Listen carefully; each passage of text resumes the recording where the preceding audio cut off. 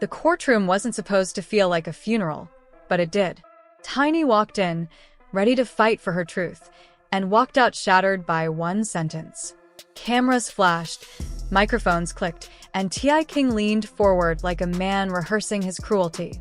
"I'm married," he said, calm, almost proud. The air froze. Tiny blinked once, twice, trying to breathe. Then came the real bullet to Shekinah. The room erupted. Gasps, whispers, phones recording. Every sound slicing deeper than the last. Her best friend, her sister, the woman who once wiped her tears, was now wearing the ring meant for her. Tiny's legs gave out. Her lawyers caught her before she hit the floor. You could see the heartbreak live. Raw, unedited, replayed 1,000,000 times. And Shekinah, she just smiled. A cold, perfect smile that said this wasn't betrayal, it was revenge. Fans flooded the internet screaming, "No way." But it was real. Live. Public. Permanent. Because when love dies in silence, the devil makes sure the truth screams on TV. The moment Tiny's body hit that marble floor, every flashbulb in the courtroom turned her pain into a souvenir. Reporters didn't rush to help, they rushed to post. Tiny collapses in court, they wrote, pretending it was empathy while counting the clicks. Security tried to clear the cameras, but it was too late. Her heartbreak had already gone viral. That's the thing about fame. It doesn't just love you when you're shining. It feeds on you when you bleed. And Tiny was bleeding. Not from her heart, but from a wound you can't stitch. Betrayal from the person you trusted most. Minutes before the collapse, she was whispering to her lawyer, holding that stack of papers that were supposed to protect her legacy, prenups, child custody, financial settlements. Things normal people need when love turns into paperwork. But what she didn't know was that, across the hall, T.I. had already turned the whole thing into a performance. A new documentary crew, a tell-all interview with dramatic lighting, and a script written to make him look like the victim. That's what broke her. Not the divorce, the performance. The way he could weaponize her heartbreak for views. And then came the reveal, the new wife. The woman with the audacity to show up in the same courtroom wearing Tiny's favorite designer, Shekinah, Tiny's childhood friend, her ride or die. The woman who once said on Instagram, "Live, if Tiny cry, I cry." But today, she didn't cry. She smiled, that slow, evil smile that said, "I finally made it." People in the gallery whispered like church gossip, "Is that really Shekinah? Ain't no way." But yes, it was her. Wearing the same cross pendant Tiny gifted her years ago after the family hustle tour. The irony was brutal. The cross now looked like a trophy for betrayal. One insider told Gossip Spill Vibe that Tiny had suspicions for months, late-night phone calls, weird excuses, missing jewelry. She'd ask Shekinah, "Girl, you good?" And Shekinah would laugh it off. "You overthinking, sis." But deep down, Tiny knew. She just didn't want to believe that loyalty had an expiration date.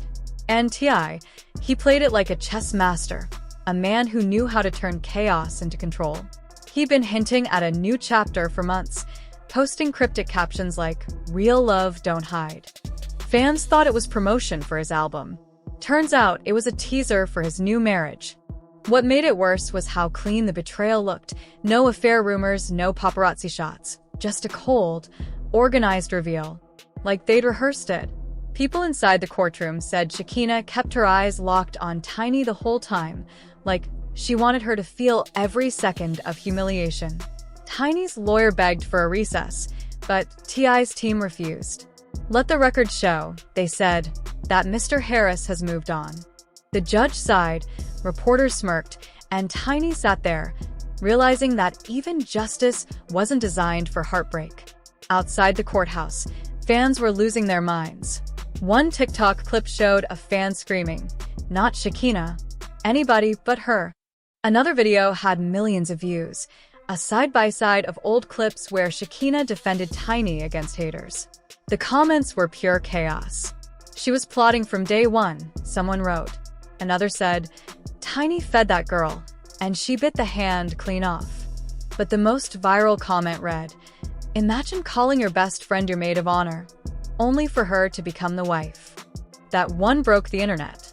Behind the scenes, a fake source close to Tiny leaked messages that added gasoline to the fire, alleged screenshots of late-night DMs between T.I. and Shekinah. He'd text, "You understand me better than she ever did," followed by heart emojis. She'd reply, "She don't deserve you." The receipts looked real enough to start a digital riot. Twitter Spaces were full of people dissecting timestamps like detectives. Fans started creating timelines, comparing outfits, backgrounds, even matching reflections in mirrors, to prove the affair started months ago. It was gossip science, messy, obsessive, and perfectly viral. Tiny's silence made it worse. For 2 days, she said nothing. No statement, no live, no clapback, just silence. And in that silence, everyone filled the blanks with speculation. TMZ ran a headline, "Tiny under medical care after courtroom breakdown." Meanwhile, T.I. posted a picture of him and Shekinah holding hands in front of a Rolls-Royce captioned, "God's plan always wins." The audacity was biblical. Fans unfollowed him by the thousands, but he didn't care. The engagement was skyrocketing, and for celebrities like him, bad publicity is still currency. Then the twist came. Someone claiming to be Tiny's cousin dropped an audio recording online. In it, Shekinah's voice could be heard saying, "She should have known I'd get tired of playing the side." The audio went viral in minutes. People debated if it was AI generated or real, but it didn't matter. The narrative was set. Shekinah had become the villain, and Tiny was the fallen queen. Every podcast, every gossip blog, every reaction channel milked the story like it was the second coming of betrayal. And somewhere in that chaos, Tiny finally spoke. Not through a post, but through tears on live TV. Her voice trembling, she said, "I gave that girl everything I had, my friendship, my loyalty, my platform, and she gave me pain in return." That clip alone hit 10 million views overnight.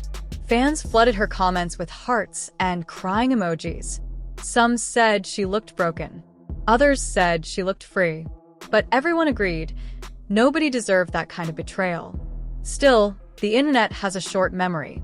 Within days, people shifted from sympathy to suspicion. Was this staged? Is this a publicity stunt? Is T.I. dropping a new show?